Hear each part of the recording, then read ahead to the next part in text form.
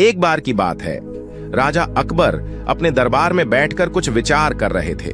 तभी अचानक उन्हें ख्याल आया कि उनकी दाढ़ी और बाल काफी बढ़ गए हैं। इस ख्याल के आते ही उन्होंने अपने एक दरबारी को बुलाकर नाई को फौरन हाजिर होने का संदेश भिजवाया।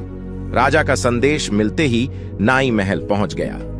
महल पहुंचकर नाई राजा की हजामत बना ही रहा था कि कहीं से एक कौवा वहां आकर बैठ जाता है और कांव कांव करने लगता है। राजा अकबर नाई से पूछते हैं, यह कौवा कांव कांव क्यों कर रहा है? इस पर नाई जवाब देता है, यह आपके पूर्वजों का हाल चाल बताने आया है।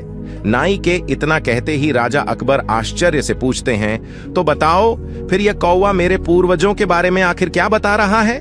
राजा के इस सवाल पर नाई कहता है, यह कौवा कह रहा है कि आपके पूर्वज स्वर्ग में मुसीबत में हैं और काफी परेशान हैं।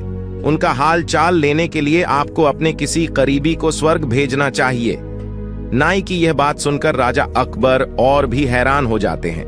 राजा अकबर आश्चर्य से नाई से पूछते हैं, आखिर किसी इंसान को जिंदा स्वर्ग में कैसे भेजा जा सकता है? राजा के इस सवाल पर नाई जवाब देता है, महाराज, मेरी नजर में एक पुरोहित है जो इस काम को अंजाम दे सकता है।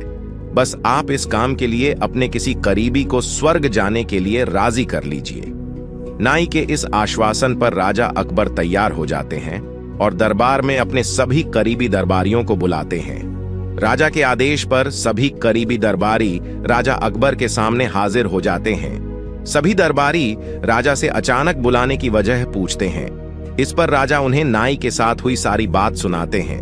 राजा की बात सुनकर सभी दरबारी एक मत में बीरबल का नाम आगे रखते हैं। दरबारी कहते हैं कि स्वर्ग जाकर पूर्वजों का हालचाल लेने के लिए बीरबल से उचित व्यक्ति और कोई नहीं हो सकता, क्योंकि बीरबल हम सब में सबसे ज्यादा बुद्धिमान और चतुर है।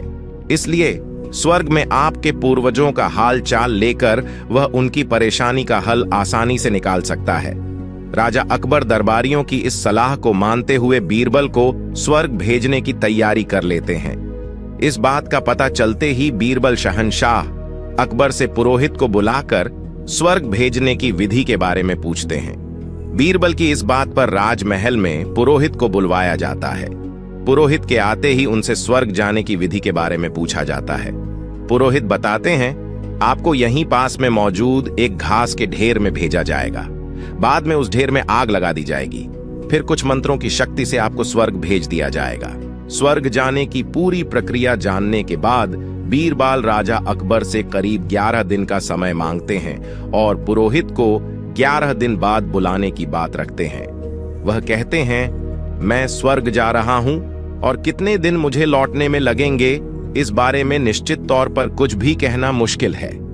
इसलिए स्वर्ग जाने से पहले एक बार मैं अपने परिवार से मिलना चाहता हूं और कुछ समय बिताना चाहता हूं। बीरबल अपने घर जाने के लिए महल से रवाना हो जाते हैं। देखते देखते 11 दिन बीत जाते हैं।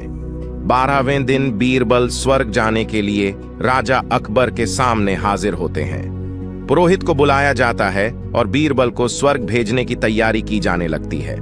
पुरोहित बीरबल को स्वर्ग भेजने के लिए महल से कुछ दूर घास का एक ढेर लगवाते हैं। बीरबल को स्वर्ग भेजने के लिए घास के ढेर के अंदर भिजवाया जाता है। घास के ढेर के अंदर जाते ही पुरोहित घास के ढेर में आग लगा देते हैं और बीरबल को स्वर्ग भेजने की प्रक्रिया पूरी होती है। धीरे धीरे 2 महीने बीत जाते हैं और राजा अकबर को बीरबल की चिंता होने लगती है। तभी अचानक बीरबल दरबार में हाजिर हो जाते हैं। राजा अकबर बीरबल को देखकर प्रसन्न होते हैं और अपने पूर्वजों का हालचाल पूछते हैं। तब बीरबल बताते हैं, आपके पूर्वज काफी खुश हैं और मजे में हैं।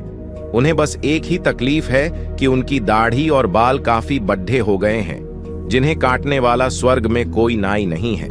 इसलिए वहां उन्हें एक नाई की जरूरत है। बीरबल कहते हैं, ऐसे में हमें आपके पूर्वजों के लिए एक अच्छे नाई को स्वर्ग भेजने की तैयारी करनी चाहिए। बीरबल की इस बात पर राजा नाई को स्वर्ग जाने का आदेश देते हैं। राजा का आदेश सुनकर नाई घबरा जाता है और राजा के पैरों में गिरकर माफी मांगने लगता है। नाई राजा से कहता है कि यह सब कुछ उसने वजीर अब्दुल्लाह के कहने पर किया था। यह सब उन्हीं की साजिश थी ताकि वह बीरबल को अपने रास्ते से हटा सकें। अब राजा अकबर के सामने सारी सच्चाई आ चुकी थी। ये सब जानने के बाद राजा अकबर ने वजीर अब्दुल्लाह और उनके साथियों को दंड देने का आदेश दिया। अंत में राजा अकबर बीरबल से पूछते हैं, तुम्हें इस सच्चाई का पता कैसे चला और तुम घास के ढेर में आग लगने के बाद कैसे बच गए? तब बीरबल जवाब देते हैं, आग के ढेर में जाने की बात सुनकर मुझे इस साजिश का अंदाजा हो गया था। इसी वजह से मैंने 11 दिन का समय मांगा था। उन 11 दिनों में मैंने उस घास के ढेर वाले स्थान के नीचे से अपने घर तक एक सुरंग बनवा दी थी। उस सुरंग के जरिए ही मैं वहां से बचकर निकल पाया। बीरबल की पूरी बात सुनकर राजा बहुत प्रसन्न हुए और बोले, वाह बीरबल, वाह, यह काम केवल तुम ही कर सकते थे। कहानी से सीख। बीरबल की स्वर्ग की यात्रा। कहानी से सीख मिलती है कि सूझबूझ से बढ़ी परेशानी का हल आसानी से निकाला जा सकता है। यदि आपको मेरा वीडियो पसंद आ रहा है तो लाइक, शेयर और सब्सक्राइब करना न भूलें।